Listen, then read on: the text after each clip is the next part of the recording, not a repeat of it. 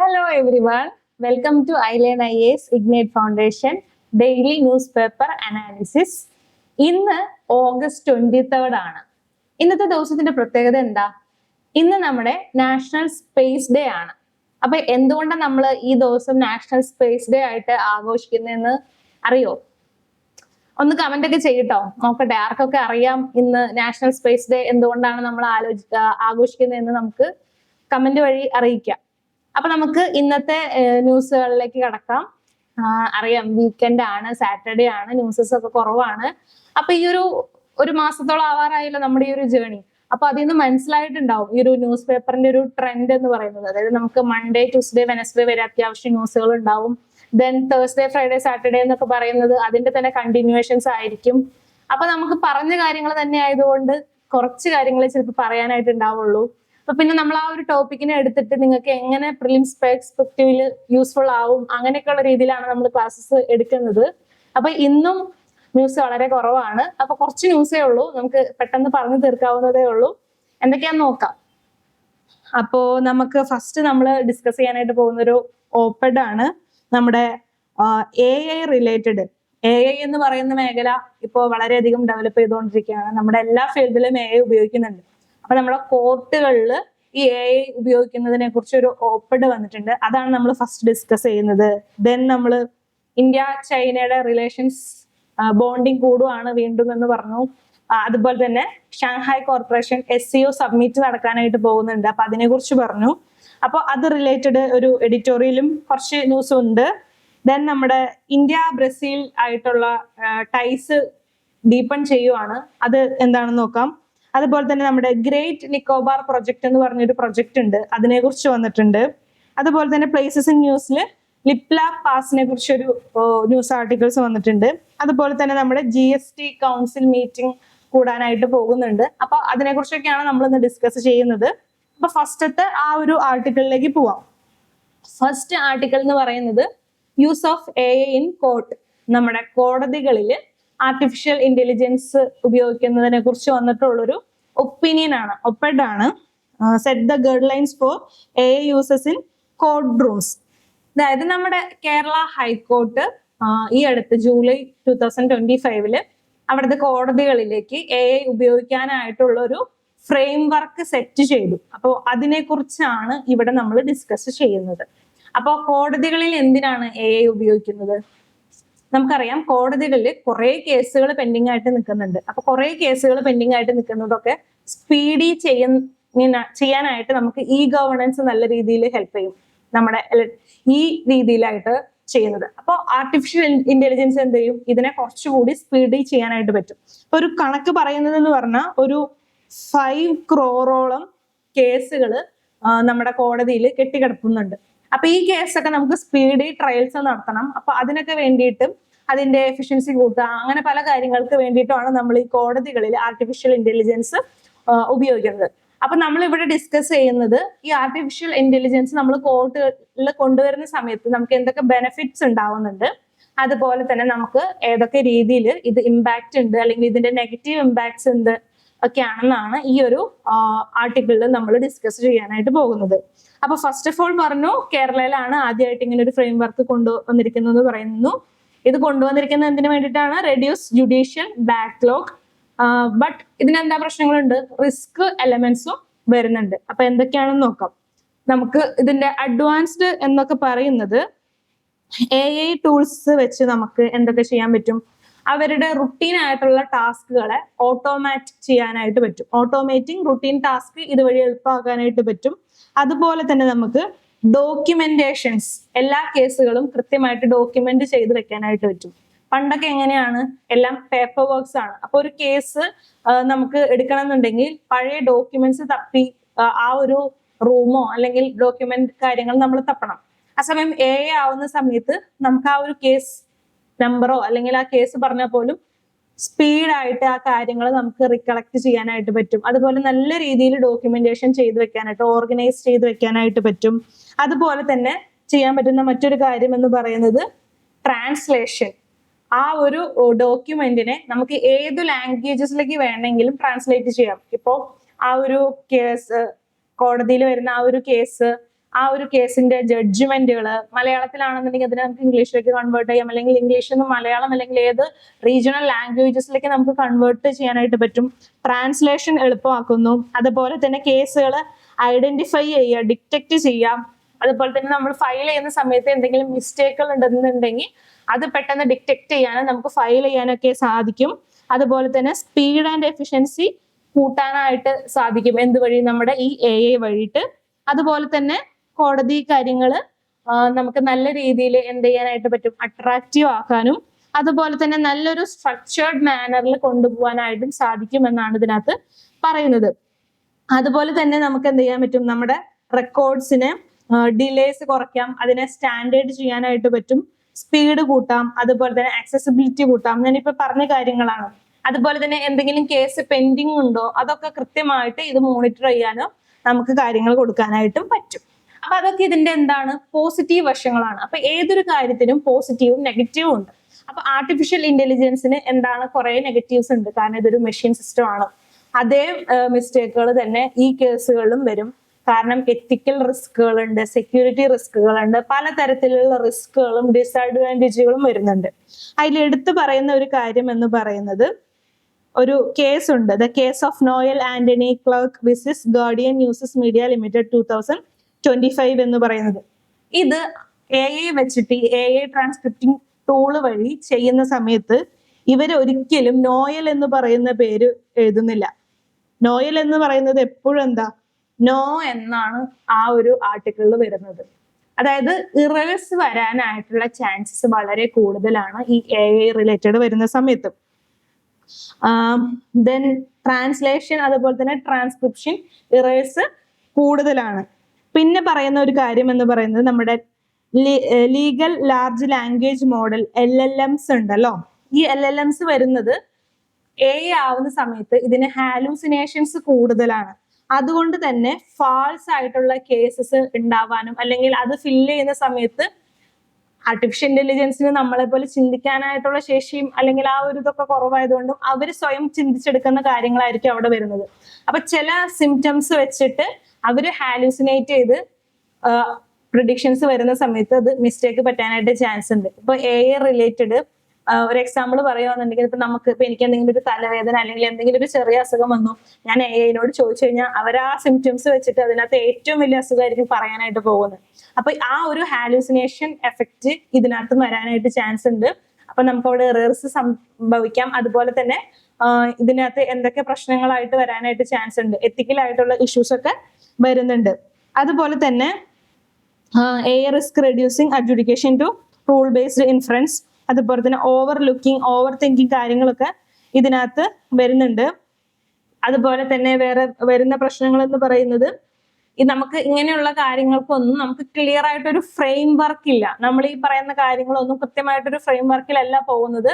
അതുകൊണ്ട് AI എങ്ങനെ ഉപയോഗിക്കണം അതുപോലുള്ള കാര്യങ്ങൾ ആർക്കും കൃത്യമായിട്ട് അറിയില്ല. അപ്പോൾ എന്താണ്, നമുക്ക് ആക്യുറൻസി കുറയാനായിട്ടുള്ള ചാൻസസുകൾ വരുന്നുണ്ട്. അതുപോലെ തന്നെ നമുക്ക് ക്ലിയർ ആയിട്ടുള്ള ഒരു ഫ്രെയിം വർക്ക് ഇല്ലാത്തതുകൊണ്ട് തന്നെ ഇതിന്റെ ഡാറ്റ സ്റ്റോറേജ് അതുപോലെ തന്നെ ആക്സസ് സെക്യൂരിറ്റി റിസ്ക് ഒക്കെ കൂടുതലാണ് ഈ ഒരു കാര്യത്തില്. അതുപോലെ തന്നെ നമുക്ക് ഇതിന്റെ ഒരു മാനേജ്മെന്റ് സിസ്റ്റം എന്ന് പറയുന്നത് കുറവാണ്. അതുകൊണ്ട് തന്നെ റിസ്ക് കൂടുതലാണ്. പിന്നെ വേറൊരു പ്രശ്നം വരുന്നത് എന്താന്ന് പറഞ്ഞാൽ there is a need for critical AI literacy. നമ്മുടെ കോടതിയിലുള്ള ജഡ്ജിമാര് ക്ലർക്കുമാർ മുതൽ സകലമാന ആളുകളും ആ ഒരു കോടതി ഇതിലുമായി വരുന്ന എല്ലാ ആളുകൾക്കും ഈ പറയുന്ന AI ലിറ്ററസി ഉണ്ടാവണമെന്നില്ല. അപ്പോൾ ഇങ്ങനെ കോടതികളിലേക്ക് മാറ്റുന്ന സമയത്ത് നമ്മൾ അവരെ ഈ കാര്യങ്ങൾ പഠിപ്പിച്ചെടുക്കേണ്ടതായിട്ട് വരുന്നുണ്ട്. അപ്പൊ അങ്ങനത്തെ കാര്യങ്ങളൊക്കെ നമുക്ക് ഇതിനകത്ത് റിസ്ക് എലമെന്റ്സ് ഉണ്ടെന്നാണ് പറയുന്നത്. അപ്പൊ അതിന്റെ അഡ്വാൻറ്റേജ് ആൻഡ് ഡിസഡ്വാൻറ്റേജ് ആണ് നമ്മളിവിടെ പറയുന്നത്. ദെൻ നമുക്ക് എന്തൊക്കെ ചെയ്യാനായിട്ട് പറ്റും, ഇതിനെ മറികടക്കാനായിട്ട് നമുക്ക് എന്തൊക്കെ ചെയ്യാനായിട്ട് പറ്റും? ആളുകൾക്ക് AI റിലേറ്റഡ് ആയിട്ടുള്ള എഡ്യൂക്കേഷൻസ് കൊടുക്കുക, അതുപോലെ തന്നെ അതിന്റെ ഇറേഴ്സ് പരിഹരിക്കാനായിട്ടുള്ള രീതിയിൽ കാര്യങ്ങൾ ചെയ്യുക, നല്ല രീതിയിലുള്ളൊരു ഫ്രെയിം വർക്ക് കൊണ്ടുവരാം. അങ്ങനത്തെ കാര്യങ്ങളാണ് ഇതിനകത്ത് ഡിസ്കസ് ചെയ്യുന്നത്. കുറച്ച് പോയിന്റ്സ് നമുക്ക് AI റിലേറ്റഡ് ആയിട്ട് കിട്ടും. മെയിൻസ് പെർസ്പെക്റ്റീവിൽ എഴുതാവുന്ന കുറച്ച് പോയിന്റ്സുകൾ വരുന്നുണ്ട്, അത്ര ഇതിനകത്ത് വരുന്നുള്ളൂ. ദെൻ നമുക്ക് അടുത്ത ആർട്ടിക്കിളിലേക്ക് വേഗം പോവാം. ദെൻ ഇനി വരുന്നതൊക്കെ ചെറിയ ചെറിയ ആർട്ടിക്കിൾ ആണ്. ഒരു എഡിറ്റോറിയൽ ഉണ്ട്. ചൈന ടു ഹോസ്റ്റ് നമ്മുടെ ഷാങ്ഹായ് കോർപ്പറേഷൻ സബ്മിറ്റ് ഹോസ്റ്റ് ചെയ്യാനായിട്ട് പോകുന്നത് ആരാണ്? ചൈനയാണ്. നമ്മുടെ ഡേറ്റ് വരുന്നത് August 31, അതുപോലെ തന്നെ September 1. ഈ മാസം last and next month first ആയിട്ടാണ് 31 ആൻഡ് ഫസ്റ്റ് ആയിട്ടാണ് ഷാങ്ഹായ് കോർപ്പറേഷൻ മീറ്റിംഗ് നടക്കാനായിട്ട് പോകുന്നത്. ചൈനീസ് പ്രസിഡന്റ് ആയിട്ടുള്ള സി ജിൻപിങ് ആണ് ഇതിന്റെ പ്രസിഡന്റ് ആയിട്ട് വരുന്നത്. അപ്പൊ അത് റിലേറ്റഡ് ആയിട്ട് വന്നിട്ടുള്ള ഒരു ന്യൂസ് ആണ്. ഫസ്റ്റത്തെ ഒരു ആർട്ടിക്കിൾ എഡിറ്റോറിയലിൽ പറയുന്നത് കഴിഞ്ഞ ലാസ്റ്റിന്റെ ക്ലാസ്സിൽ പറഞ്ഞ കാര്യങ്ങളാണ്. അതായത് ട്രംപ് ഇഷ്യൂസ് ഒക്കെ വന്നത് വഴി ഇന്ത്യ ചൈന തമ്മിലുള്ള പ്രശ്നങ്ങളൊക്കെ മാറിയല്ല, കുറച്ച് മാറ്റങ്ങളൊക്കെ വന്നിട്ടുണ്ട്. നമ്മൾ കൂടുതൽ ടൈസ് കൂട്ടാനായിട്ട് പോവുകയാണ് അവരായിട്ട്. മെയിൻലി 3 കാര്യങ്ങളാണ്. നമ്മുടെ ബോർഡർ ട്രേഡ് കാര്യങ്ങൾ, അതുപോലെ തന്നെ ഡൊമസ്റ്റിക് ഫ്ലൈറ്റുകൾ, ചൈനയ്ക്കുള്ള വിസ കാര്യങ്ങളൊക്കെ ശരിയാക്കാം, കൈലാസ് മാനസരോവർ യാത്രയൊക്കെ കൊണ്ടുവരാം, അങ്ങനത്തെ കാര്യങ്ങളൊക്കെയാണ് മാറ്റങ്ങൾ വന്നിരിക്കുന്നത്. അതുപോലെ തന്നെ നമ്മുടെ ഷാങ്ഹായ് കോർപ്പറേഷൻ മീറ്റിങ്ങിന് ചൈനയിൽ വെച്ച് നടക്കുന്നതിന് നമ്മുടെ പ്രൈം മിനിസ്റ്റർ പോവാനായിട്ട് പോകുന്നുണ്ട്. അപ്പൊ അങ്ങനത്തെ കാര്യങ്ങളാണ് ഇവിടെ വരുന്നത്. അപ്പൊ ഇവിടെ ചൈന പറഞ്ഞിരിക്കുന്നത് റീജിയണൽ ആയിട്ടുള്ള കോർപ്പറേഷൻ കൂട്ടുക എന്നുള്ളതാണ്. അതായത് ചൈന ആ ഒരു ഏരിയയിലുള്ള കൺട്രീസ്, ഏഷ്യൻ കൺട്രീസ് ഒക്കെ ആയിട്ടുള്ള റീജിയണൽ കോർപ്പറേഷൻ കൂടുക, സെക്യൂരിറ്റി കൂട്ടുക, അതുപോലെ തന്നെ പ്രോസ്പിരിറ്റി ഇൻക്രീസ് ചെയ്യാന്നുള്ള കാര്യങ്ങളാണ് ചൈന പറഞ്ഞിരിക്കുന്നത്.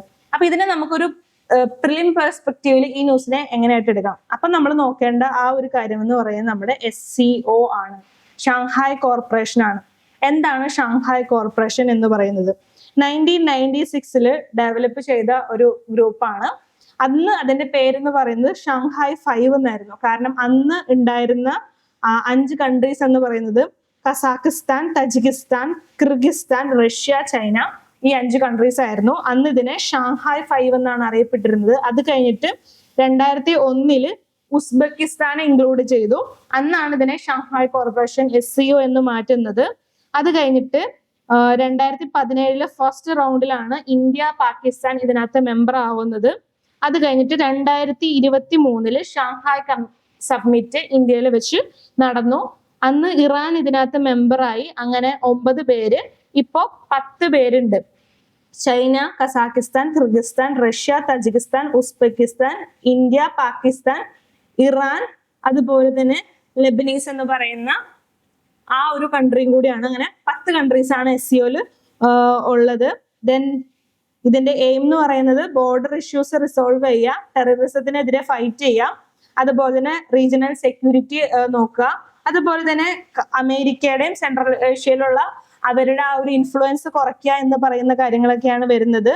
എന്തുകൊണ്ട് ഇമ്പോർട്ടന്റ് ആവുന്നു എന്ന് പറഞ്ഞാൽ അതിന്റെ സെക്യൂരിറ്റി ബാലൻസ് ചെയ്യുക.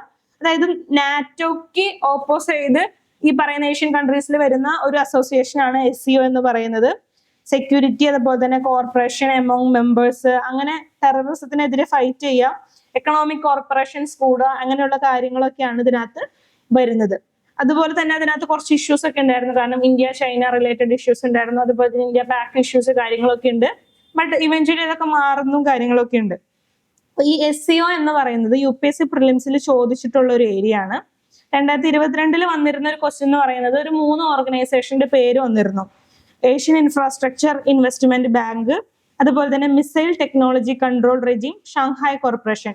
ഇത് 3 ഇന്ത്യ ഏതിലൊക്കെ മെമ്പേഴ്സ് ആണെന്നുള്ള ക്വസ്റ്റ്യനാണ് വന്നിരുന്നത്.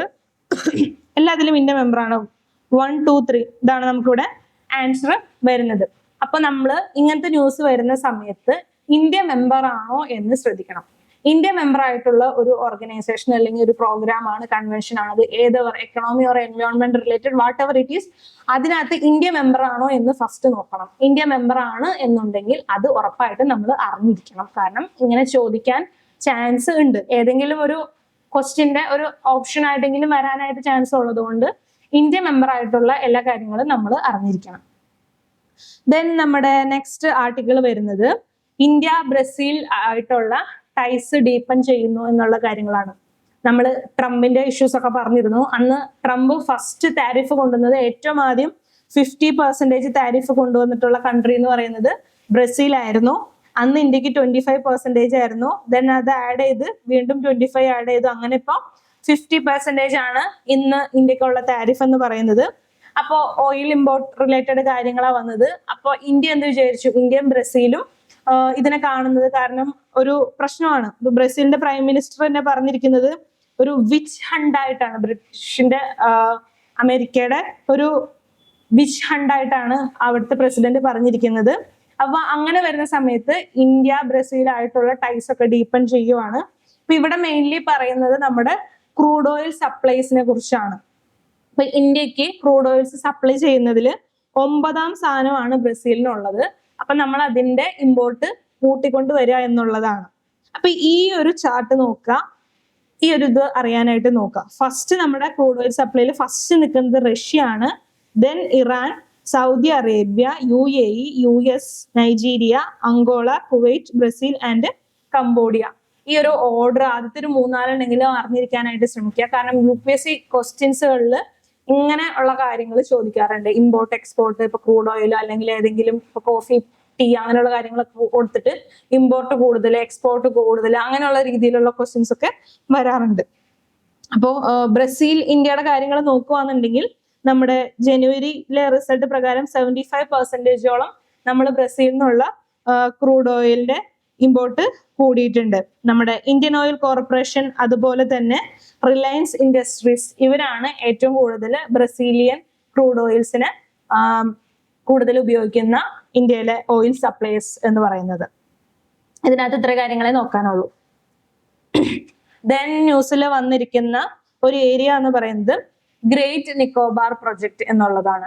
നമ്മുടെ ആൻഡമാൻ ആൻഡ് നിക്കോബാറിലുള്ള ഒരു ഗവൺമെന്റ് കൊണ്ടുവന്നിട്ടുള്ള ഒരു ഡെവലപ്മെന്റ് പ്രൊജക്റ്റ് ആണ് ഗ്രേറ്റ് നിക്കോബാർ പ്രൊജക്ട് എന്ന് പറയുന്നത്. 2021 ഈ ഒരു പ്രൊജക്ട് കൊണ്ടുവന്നിരിക്കുന്നത്. ഇത് മെയിൻലി ഇംപ്ലിമെന്റ് ചെയ്യാനായിട്ട് പോകുന്നത് southern end of Andaman and Nicobar ആണ്. ഇവിടെ കൂടുതൽ എന്താണ് ഒരു ട്രാൻസ്ഷിപ്മെന്റ്, അതുപോലെ തന്നെ ടൗൺഷിപ്പ് ഡെവലപ്മെന്റ്, നമ്മുടെ സോളാർ ബേസ്ഡ് പവർ പ്ലാന്റ് ഇതിനൊക്കെ ബിൽഡ് ചെയ്യുക എന്നുള്ളതാണ് നമ്മുടെ ഒരു ലക്ഷ്യം പറയുന്നത്. Proposed Great Nicobar Island project will be include transshipment port and airport, power plant, അതുപോലെ തന്നെ ടൗൺഷിപ്പ് ആണ്. അപ്പൊ ഈ ഗ്രേറ്റ് നിക്കോബാർ എന്ന് പറയുന്ന ഏരിയ എക്കോളജിക്കലി കുറച്ച് ഫ്രജൈൽ ആയിട്ടുള്ള ഏരിയ ആണ്. കുറച്ചധികം ഫോറസ്റ്റ് കൂടുതലുള്ള ഏരിയ ആണ്, ഫോറസ്റ്റ് ഏരിയ ആണ്. അപ്പൊ ഫോറസ്റ്റ് ഏരിയ ആയിരിക്കുന്ന സമയത്ത് ഓട്ടോമാറ്റിക്കലി എന്താവും, അവിടെ ട്രൈബൽ ആളുകൾ ഉണ്ടാവും, ട്രൈബൽ ഏരിയാസ് കൂടുതലാണ്. നമ്മുടെ PVTGS പെർട്ടിക്കുലർലി വൾണറബിൾ ആയിട്ടുള്ള ട്രൈബ്സ് കൂടുതലുള്ള ഒരു ഏരിയ ആണ് ആൻഡമാൻ ആൻഡ് നിക്കോബാർ. അപ്പോൾ ഈ ട്രൈബ്സും ഈ പറയുന്ന ഗ്രേറ്റ് നിക്കോബാർ പ്രൊജക്റ്റും വഴി വന്നിട്ടുള്ള ഒരു ഇഷ്യൂ ആണ് ഇവിടെ ഡിസ്കസ് ചെയ്യുന്നത്.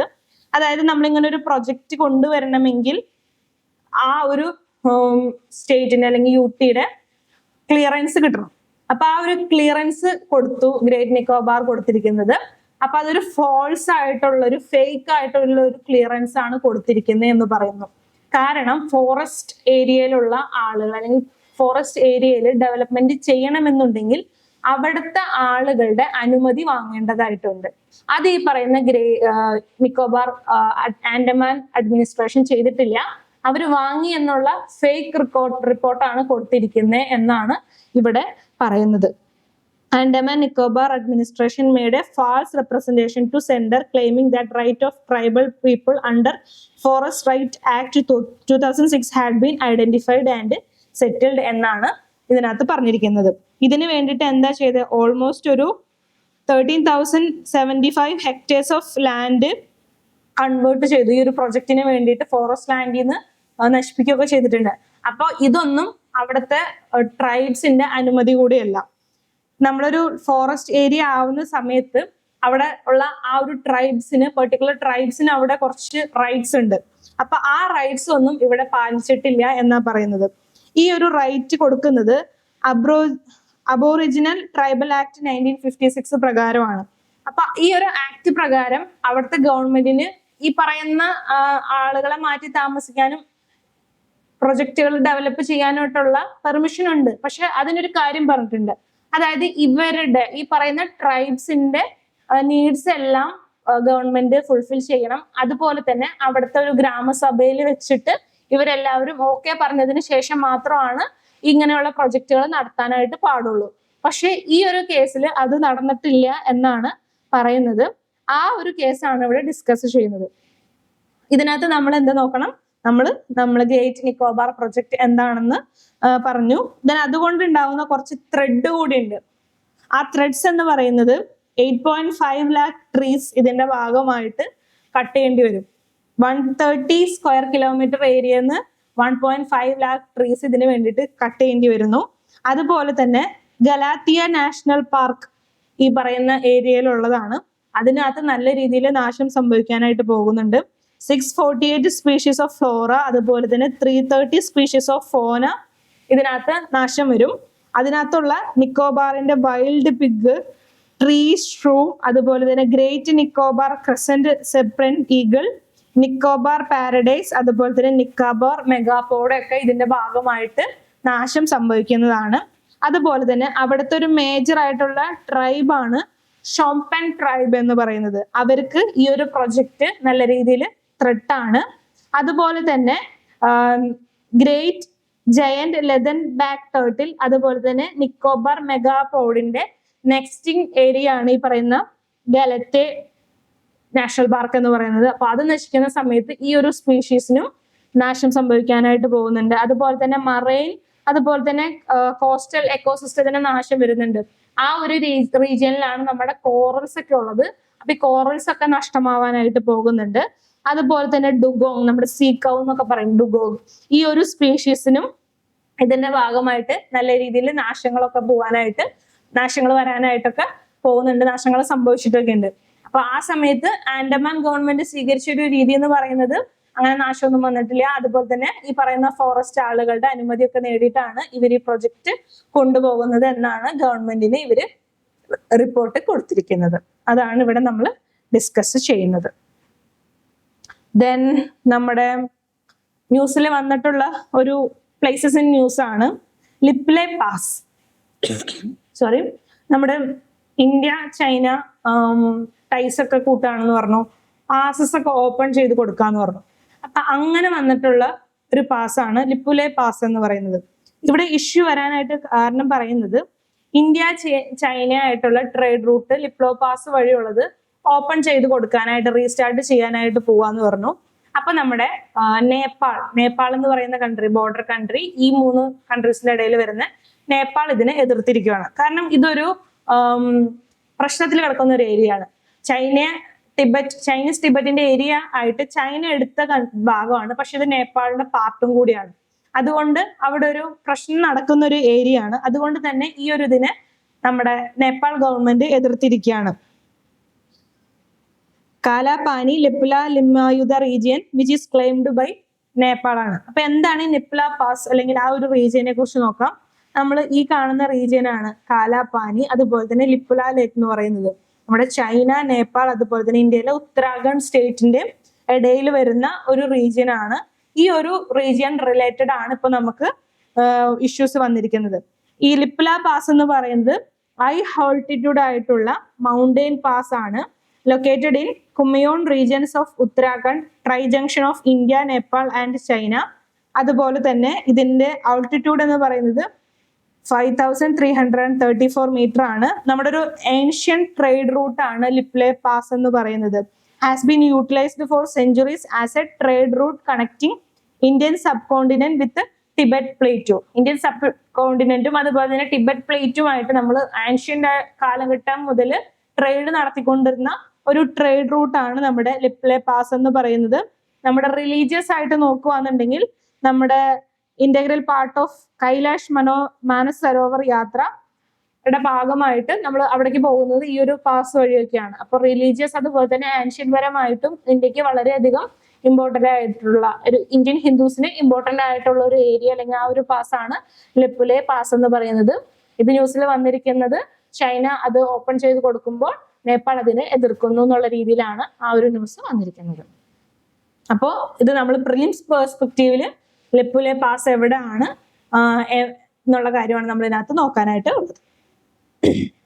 ദെൻ നമ്മുടെ last news about GST council meeting. ഇത് ഞാൻ ഓൾറെഡി ഡിസ്കസ് ചെയ്തു. അത് കഴിഞ്ഞ് ആദിത്യ സാറും ഡിസ്കസ് ചെയ്തിരുന്നു. GST നമ്മുടെ ഇൻഡിപെൻഡൻസ് ഡേയിൽ നമ്മുടെ പ്രൈം മിനിസ്റ്റർ കുറച്ച് മാറ്റങ്ങൾ കൊണ്ടുവന്നിട്ടുണ്ടെന്ന് പറഞ്ഞു. സ്ലാബുകൾ ചേഞ്ച് ചെയ്തിട്ടുണ്ട്. ഏതൊക്കെ സ്ലാബുകളാണ് ചേഞ്ച് ചെയ്തതെന്ന് ഓർമ്മയുണ്ടോ? നമ്മൾ ചേഞ്ച് ചെയ്തിട്ടുണ്ട്. അതുപോലെ തന്നെ 4 എണ്ണത്തിനെ നമ്മൾ 2 ആയിട്ട് മാറ്റിയിട്ടുണ്ട്. കുറെ ഐറ്റംസിനെ ഒരു സ്ഥലത്ത് നിന്ന് മാറ്റിയിട്ടുണ്ട്. അതുപോലെ തന്നെ നമ്മുടെ ഇൻഷുറൻസ് റിലേറ്റഡ് GSTയിലൊക്കെ നല്ല രീതിയിൽ മാറ്റങ്ങളൊക്കെ കൊണ്ടുവരാനായിട്ട് പോകുന്നുണ്ട്. കുറെ ഒഴിവാക്കുന്നുണ്ട്, ചിലത് വെട്ടിച്ചുരുക്കുന്നുണ്ട്. അപ്പൊ അങ്ങനെയുള്ള കാര്യങ്ങളൊക്കെ നടക്കുമ്പോൾ ഇത് സ്പീഡി ഇംപ്ലിമെന്റ് ചെയ്യണമെന്നുണ്ടെങ്കിൽ GST കൗൺസിൽ മീറ്റിംഗ് നടത്തേണ്ടതായിട്ടുണ്ട്. നമ്മൾ ഒക്ടോബർ നവംബറിൽ നടത്തേണ്ട ഈ ഒരു GST മീറ്റിംഗ് നമ്മൾ സെപ്റ്റംബറിൽ നടത്താനായിട്ട് പോവുകയാണ്. ആ ഒരു ന്യൂസ് ആണ് വന്നിരിക്കുന്നത്. ദെൻ നമ്മുടെ ഫിനാൻസ് മിനിസ്റ്ററും ബാക്കി CM ആളുകളെല്ലാം കൂടിയിട്ടാണ് GST കൗൺസിൽ മീറ്റിംഗ് നടത്തുന്നത്. എന്താണ് GST കൗൺസിൽ, GST എന്നൊക്കെ നമ്മൾ നമ്മുടെ GS ക്ലാസ്സുകളിൽ പഠിക്കാനായിട്ട് പോകുന്ന കാര്യങ്ങളാണ്. അപ്പൊ GST കൗൺസിൽ സെപ്റ്റംബറിൽ നടത്താനായിട്ട് പോവുകയാണ്.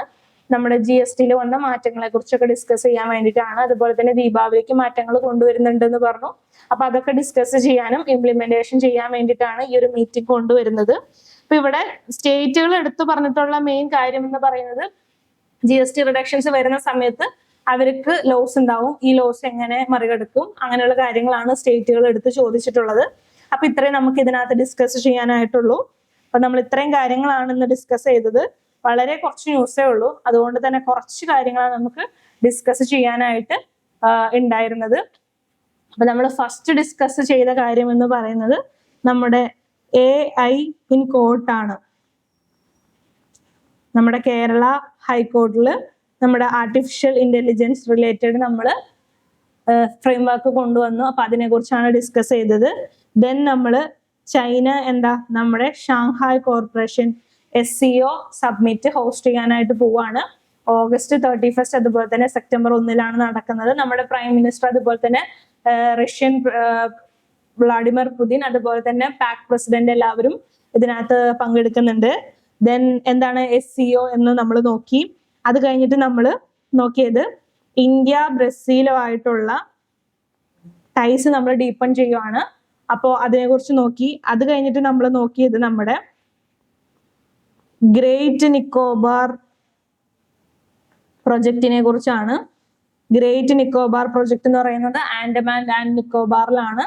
അത് അവിടുത്തെ പർട്ടിക്കുലർ വൾണറബിൾ ട്രൈബ്സിന്റെ കാര്യങ്ങളൊന്നും നോക്കിയിട്ടല്ല, ഫോറസ്റ്റ് ആക്ട് പ്രകാരം ഒന്നും എല്ലാ കാര്യങ്ങളും ചെയ്തിരിക്കുന്നതെന്നുള്ള ഇഷ്യൂ പറഞ്ഞു. ദെൻ ഗ്രേറ്റ് നിക്കോബാർ പ്രൊജക്ട് എന്താണെന്ന് പറഞ്ഞു. അതുകൊണ്ടുണ്ടാവുന്ന ത്രെഡ്സുകൾ എന്തൊക്കെയാ എന്നൊക്കെ നമ്മൾ നോക്കി.